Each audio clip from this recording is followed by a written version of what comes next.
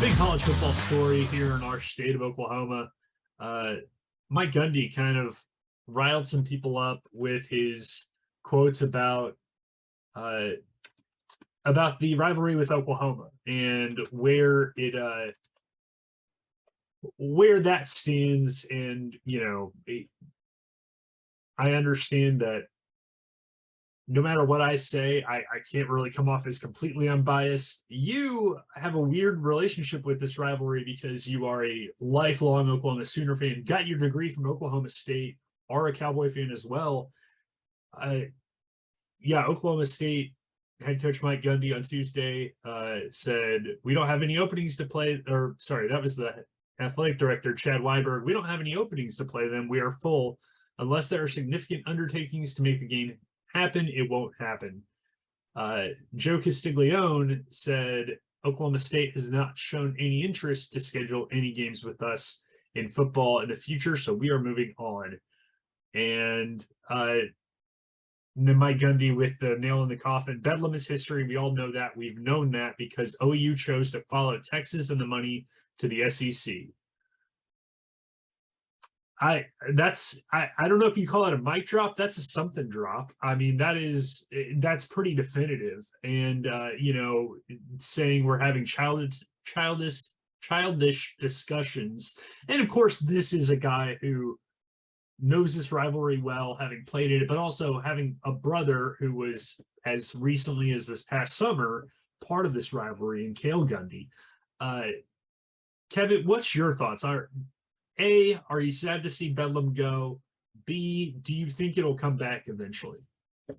Honestly, I'm pretty devastated by it. I mean, the writing was on the wall whenever OSU acted pretty devastated itself. OU was leaving the Big 12, so you kind of knew at that point that it was going to be ending. But I mean, like, as much as OU fans want to say, well, it wasn't really a rivalry anyway, it doesn't have to be close in the overall series, like who wins and who loses and all that. That doesn't really matter. Like, it's about two teams, one state, for bragging rights. That's what it's all about. And the fact that here in a couple of years or next year, whenever OU's leaving, the fact that for the first time in my life there's not going to be a Bedlam just hits me some kind of way. And I don't like it.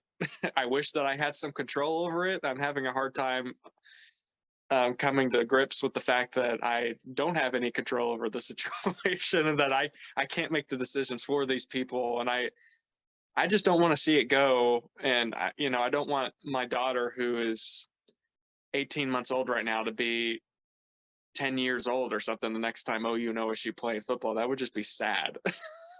So, and you say 10 years old, that's if we're lucky. I mean, you look at Texas and Texas A&M. A&M has been away from the Big 12 for a decade now, and that's a rivalry that, at the very least, yes, that was devastating, I think, to both fan bases, regardless of what their fans will tell you. That was, regardless, Texas still had Oklahoma as a major rival. A&M has built this little miniature rivalry, I guess, with LSU that has become a Thanksgiving weekend thing. And it also helps. LSU is pretty darn close to A&M. And also, I mean, they share that Houston hub of recruiting. You've seen it so many times, stud recruits out of Houston coming down to LSU or A&M. They all almost had a built-in, like, fallback plan for when that rivalry went away, because they're like, well, we still have other rivalries.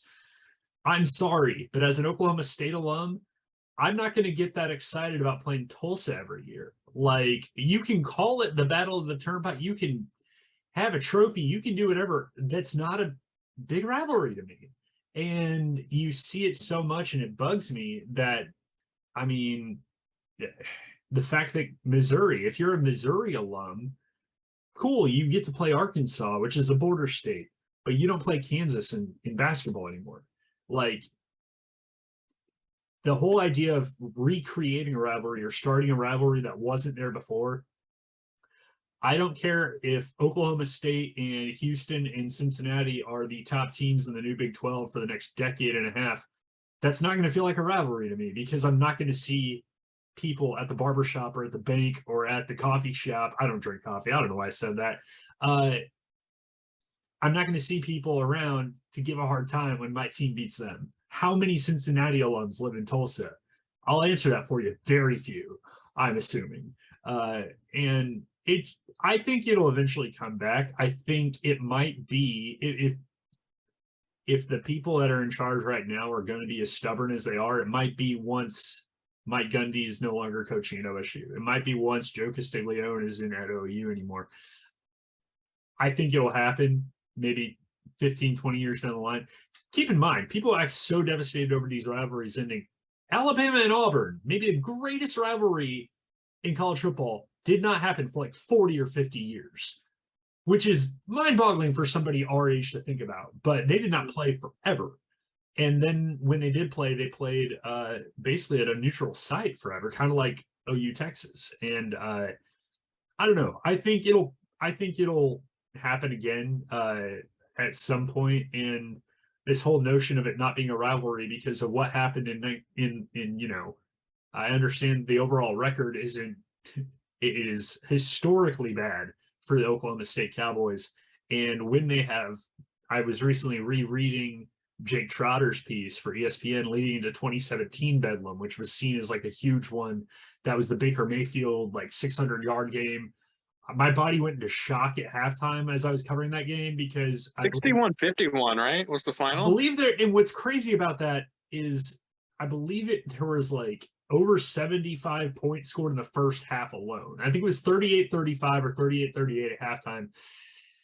And my body and mind, I just remember getting up to go like get something from, the break room there in the press box, and my body almost shut down. It was like, you really want to walk right now? It was wild. And Jake Trotter wrote a piece leading up to that about how Oklahoma State, and not to get too far off the beaten path, but how this rivalry was so unique to Oklahoma State fans in that when it felt like it was their time, that's when Oklahoma State, when everyone said this is OSU's year, that's when OSU fans got the most tips. It was like, it never happened when OSU was supposed to make it happen, when they were favored. It was like, you almost would rather be the underdog at that point.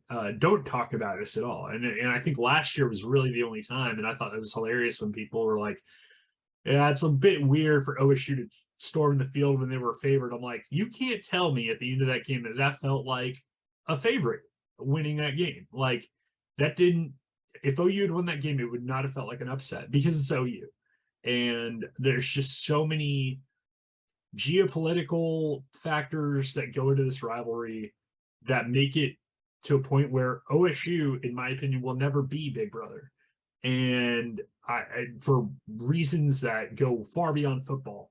And I'm sad to see it go. We'll live. The sun will rise another day. Your camera's falling, brother. Yeah. We'll fix it in post. And I don't know. It's just I think, yeah, and Castiglione told ESPN later on that he hasn't given up completely on the Bedlam series. Quote, I think we'll come back at some point in the 2030s. I think that's a consensus. I think if you give it a little bit of a break, and let's be honest, when people talk about, well, Texas is really OU's rivalry because look at how close is it.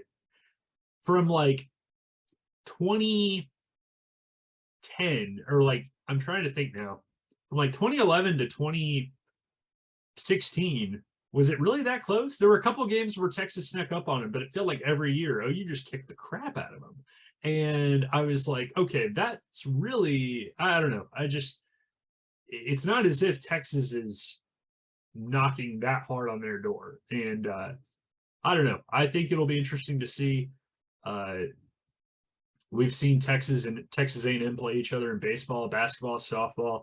I don't think the rivalry will ever die, no matter. I mean, you could get a Sooner and a Cowboy somewhere, seeing who could, I don't know, spit a watermelon seed the farthest. I'm trying to think of like just who can, get to their parking spot first at work. It's always going to be competition. It's never going to change. And I'm just, I I don't know. I don't think of this as a farewell. I think of this as just like we're on a break. It's not a breakup. It's just a break. Yeah. The one thing that I was thinking about the other day was the fact that, there's going to be some years when they're not playing that both OU and OSU are going to be really good and they're not going to play each other. And people are just going to be left to argue about, well, which team is better. We don't know. We won't know because they didn't play each other. So Yeah, unless they play each other in the playoff or something, which is very possible. It's moving to 12 teams. Very possible.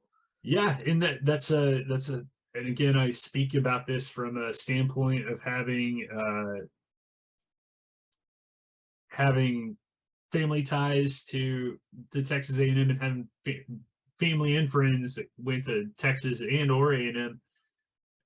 That, yeah, the argument, it's almost like the LeBron versus Michael Jordan debates, where it's like, is there any way for us to physically find out how a player in his prime in the early 90s would stack up against a player who was in his prime in the 2000s? Of course not. We don't have time machines. We don't have that technology.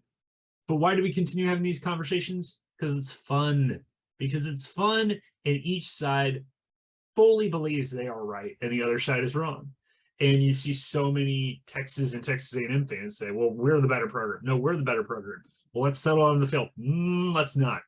Which is dumb. Like, you can hide behind the benefit of the doubt when you don't have to prove it on the field. And I'd rather prove it on the field. And so I think we will see Bedlam again. Whenever it does come to an end, that's going to be an emotional day. And hopefully it is something that we know ahead of time, because I remember there being some confusion as to when exactly Texas and Oklahoma were going to be able to go to the SEC. And there were some people thinking that this past year, 2021 Bedlam, which was a tremendous game, maybe less so if you were on the Crimson side, but it was a tremendous game overall. And people were like, you mean that game thrown by Lincoln Riley at the end? Or Corey Black with the pass interference, whatever. Even as an OSU alum, I was like, oh God, no, he held. But yeah, I think that you absolutely, if somebody said, oh man, that was the last Bedlam game we're going to see for 50 years, I would be like, whoa, whoa, whoa. It's like a friend dying and not getting to say goodbye. I want there to be the crescendo. I want there to be the buildup. I want there to be, ticket prices as high as they can be.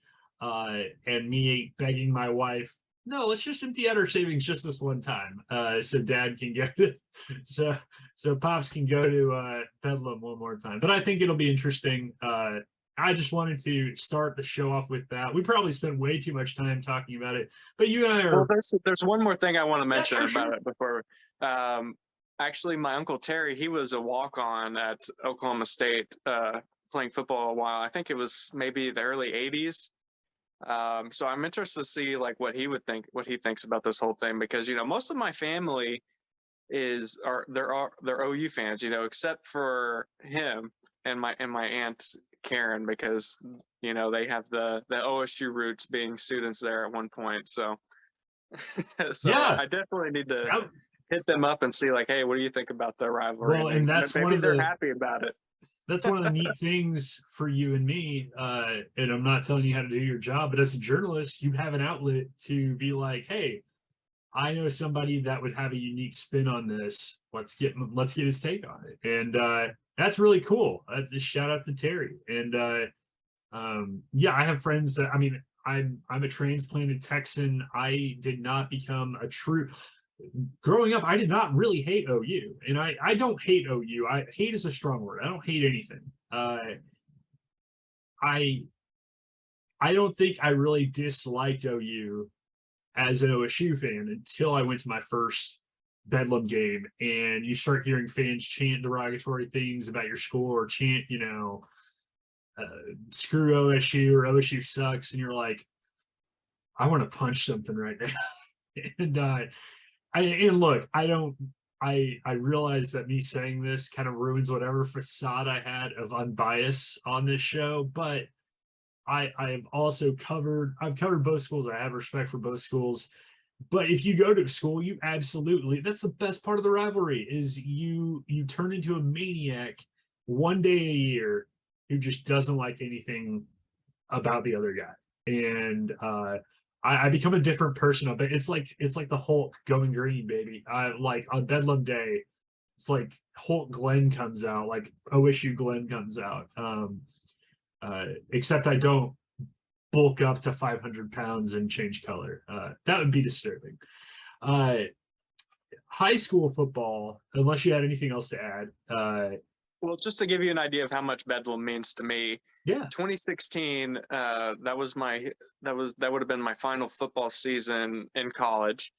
I got to the stadium about an hour early. It was at Boone Pickens Stadium, and it was so crowded with people trying to get in. Usually it's not like that, but I guess, more students were coming than usual. So like the lines were just moving super slow, and game time comes and I'm still packed into this thing. And I was worried about that. Like, they're going to say the student section's closed. So I actually started pulling up StubHub, and I was going to buy a ticket for like $100 just so I could get into the stadium to watch the Bedlam game. oh my gosh. Because I was like, I'm not going to miss this. Are you kidding me? But finally, I got through, and I think I missed like maybe the first series or something like that. But, that still hurt a little bit. I wanted to watch the whole game. And I think if you're being honest, if OU fans were being honest, it does mean something. It means something. You can say your little brother. You can say it's not a rivalry. You can say, look at the records. It's still a day where the whole state is watching the same game. And that's pretty special. Not trying to get all poetic, but that's pretty cool. And that's why we love sports.